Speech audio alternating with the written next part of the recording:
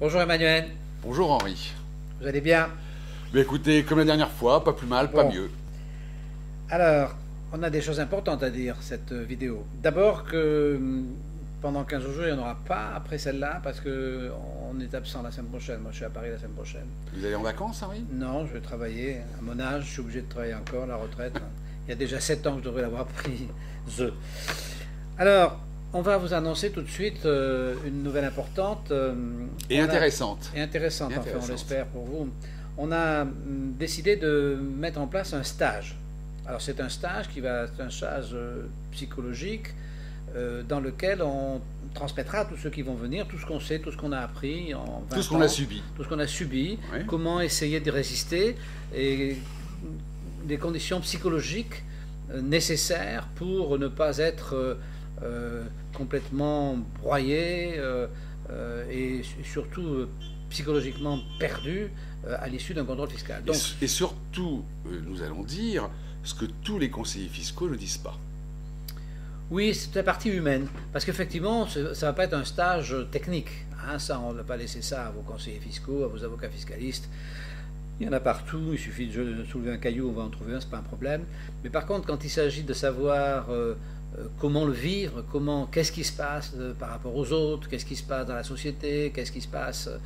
Qu'est-ce qui se passe en fonction du déroulement d'un contrôle fiscal? Parce que c'est surtout ça, à quoi il faut s'attendre, etc., etc. Oui, l'influence du temps, l'influence du regard des autres, enfin tout ce qui se passe. Hein.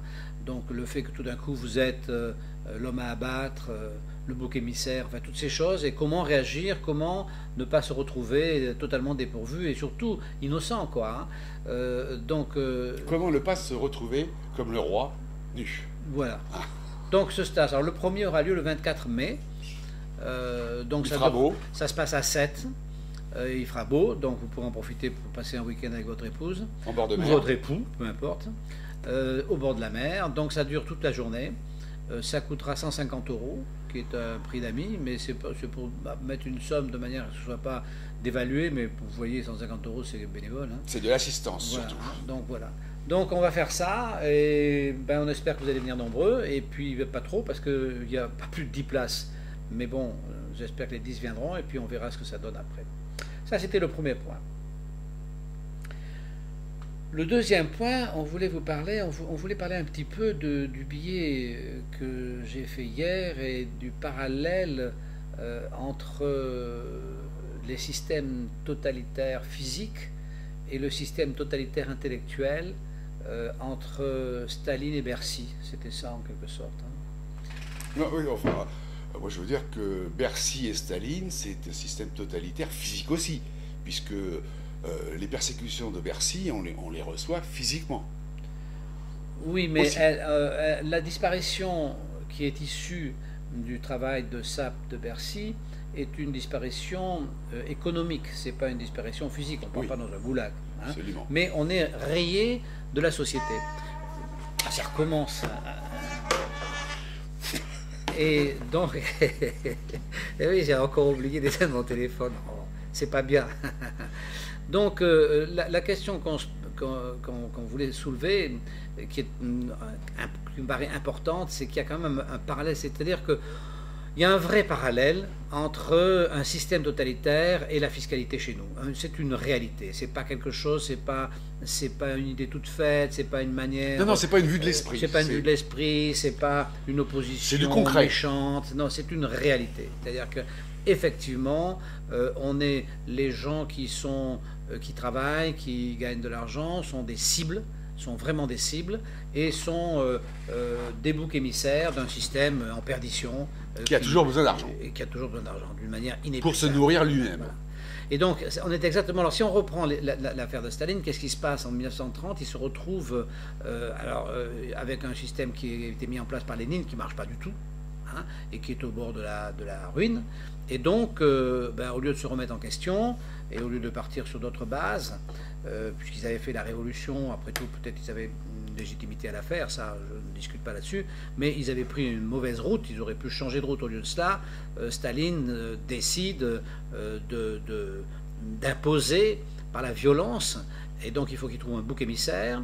Alors, en premier, il prend évidemment les gens qui avaient, les quelques-uns qui avaient largement bénéficié du système et que l'on appelait déjà des apparatchiks, et il décide de les faire tous fusiller. Alors, en faisant ça, il poursuit deux buts. Le premier, c'est qu'il élimine les concurrents. Et puis le deuxième, c'est qu'il installe une terreur. C'est ce qu'on appelle les procès de Moscou. Et cette terreur, ensuite, va aller chez... Va changer de cible petit à petit. Et va concerner toute la population. Absolument. Alors, ce qu'il y a de très intéressant là-dedans, c'est que comment il se débarrasse des opposants? Il s'en débarrasse en les faisant disparaître. Alors, pour moi, c'est ça la chose la plus extraordinaire, c'est que les gens disparaissent, corps et bien. Voilà. Un jour, les Russes, ils ont un voisin, puis le lendemain, le voisin n'est plus là. Et on ne sait pas où il a été, parce que personne ne sait qu'il y a des goulags. Il a disparu.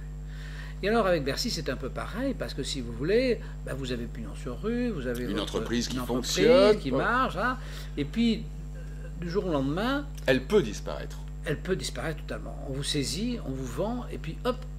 Alors, vous n'existez plus. Alors, vous existez toujours, bien sûr, vous êtes toujours là, mais vous avez été dépossédé complètement de votre raison sociale, de votre activité, de vos biens, de tout. Donc, vous n'avez plus rien.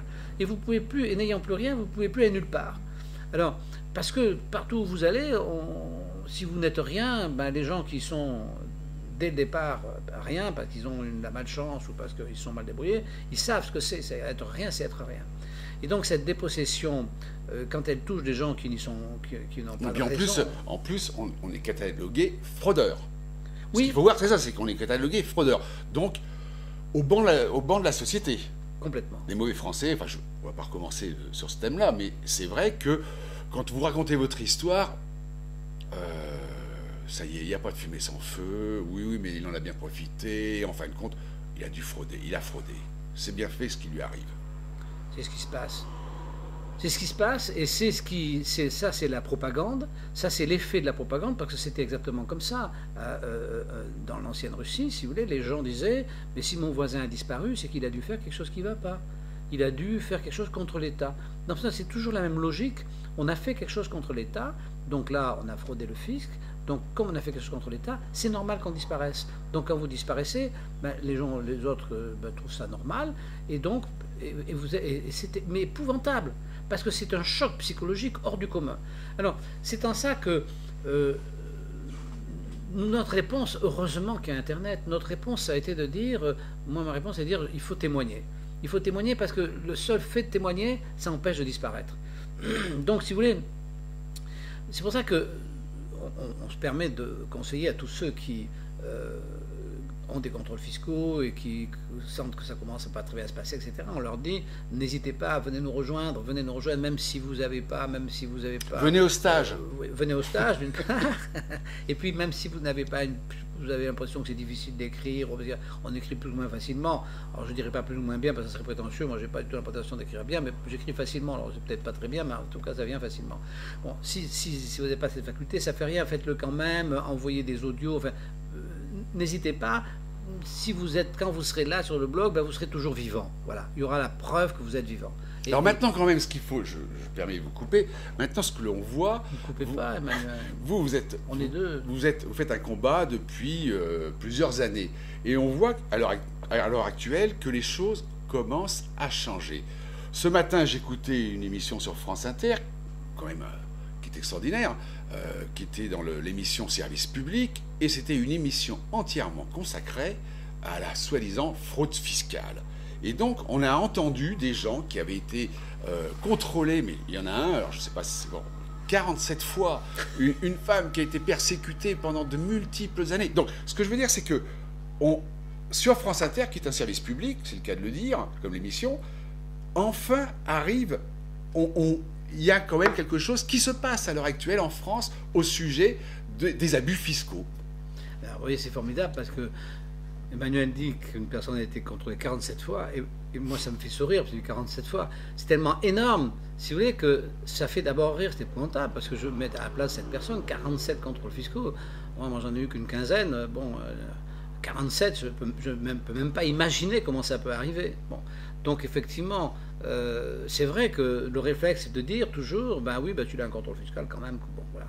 Et donc c'est quelque chose... Alors, Surtout que, alors vous savez, hier là, donc M. Valls a été nommé Premier ministre, mais ça ne va pas changer, ça ne va absolument rien changer, parce qu'il ne va pas avoir tout d'un coup plus besoin d'argent, il va avoir au contraire de plus en plus besoin d'argent, parce qu'il ne peut pas faire autrement. Il va falloir qu'il fasse plaisir à droite et à gauche en même temps, ça va coûter 2 fois plus cher. Alors quand on fait plaisir à droite, ça coûte cher, quand on fait plaisir à gauche, ça coûte cher, quand on fait plaisir à droite et à gauche, ça coûte 2 fois plus cher.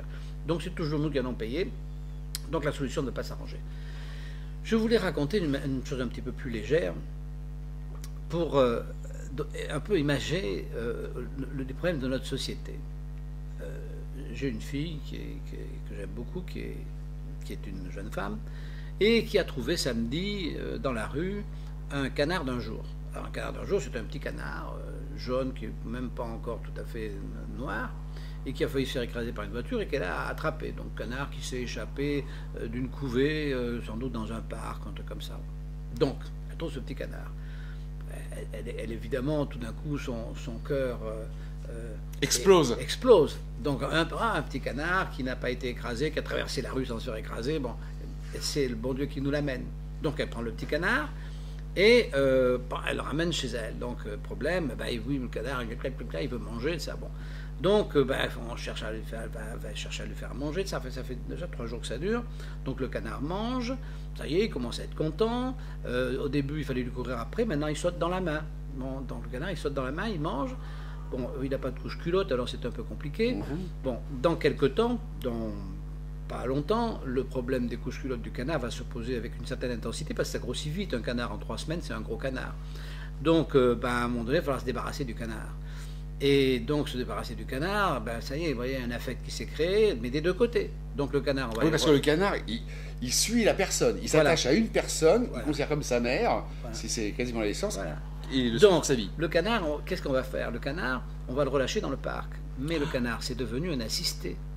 C'est un assisté, le canard. C'est-à-dire que le canard, tout d'un coup, dans sa tête, il s'est dit, pas la peine que je me casse la tête pour manger, c'est là. Donc, il ne va pas chercher où que ce soit comment manger, il va manger dans la main. Mais quand on va le racheter dans le parc, s'il veut aller manger dans la main, ça va mal se passer.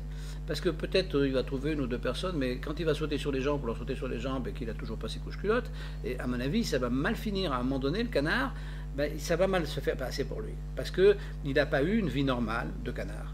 Alors, c'est ça l'assistanat. L'assistanat, ça crée des réflexes qui fait qu'on n'a plus d'existence personnelle. Et cet assistanat, à un moment donné, devient tellement indispensable à la vie de celui qui est assisté qu'il est obligé de dépêcher des autres, une armée, si vous voulez, pour aller prendre aux autres ceux dont il a besoin dans son assistanat.